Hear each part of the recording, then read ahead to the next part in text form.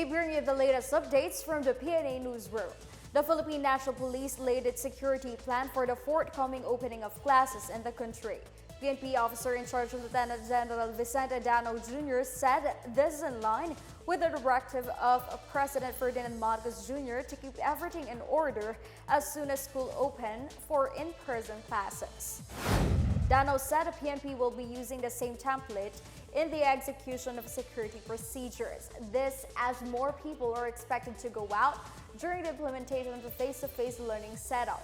He also said they will coordinate with other agencies, particularly with the Department of Education, to iron out a detailed plan of action in ordinary school days and emergency situations. The Department of Interior and Local Government underscores the need to enhance the skills of police investigators to ensure the conviction of culprits in criminal cases. Interior Secretary Benjamin Avalos Jr. said this is part of the efforts to professionalize the police force. Avalos said enhancing the police case investigation expertise is important as this would determine the fate of a case. He said the DILG, PNP, and the Department of Justice are partnering on a mentorship program for police investigators to help to gather lawful and foolproof evidence in cases. He said almost 300,000 drug-related complaints were filed by the PNP since 2016. Of these cases, around 21% or 62,000 cases resulted in convictions. Over 5,000 cases were dismissed by prosecutors, while 5,573 cases were dismissed in court. It is important that our police investigators are well-versed in criminal law. Each criminal act has its own elements, and for that, each one of the investigators must know these elements very well. Itong pagpupulong na ito, itong project na ito, it's sort of a mentorship. We would have to review ano ba at paano kinukuha mga investigador sa kapulisyahan. Right now, we've got about a total of 22,774 police investigators in the country. Of the 22,774, only 123 police investigators are law graduates. Senator Grace Poe has called on the Land Transportation Franchising and Regulatory Board to allow more public utility vehicles into the streets as a gradual transition to in-person classes for the upcoming school year nears. Poe said approving more PUV routes could prevent what she called a possible commuter pandemonium when about 28 million students return to school.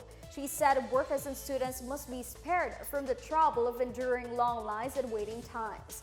Poe added that allowing more PUVs to travel would also provide a source of income to their drivers. LTFRB Chair Chelo Garafil said they had recommended the restoration of pre-pandemic city bus routes, which applied the university belts and other large schools in Metro Manila. 3 municipalities in Antique are now under a state of calamity due to the rising number of dengue cases. These are the municipalities of Hamtik, Anini, and Sibalom. In their latest dengue bulletin, cases in the province have reached 1,715, with 7 deaths as of July 16. The top 3 municipalities with a high number of cases are San Jose, Buena Vista, Sibalom, and Hamtik. Municipalities with recorded fatalities are Hamtik, Bugaso, Sibalom, Patnongon, and San Jose de Buena Vista. DOH Western Visayas spokesperson Dr. Bea Camille Natalaray said health authorities are working to minimize the death toll due to dengue. So, meron po tayong binabantayan na mga dengue hotspot areas sa probinsya ng Antique at mga barangay na na-declare natin na hotspot areas. Yun po ay Barangay Badyang, San Jose, Antique, Barangay Atabay sa San Jose rin po, and Barangay Poblacion sa Patnongon.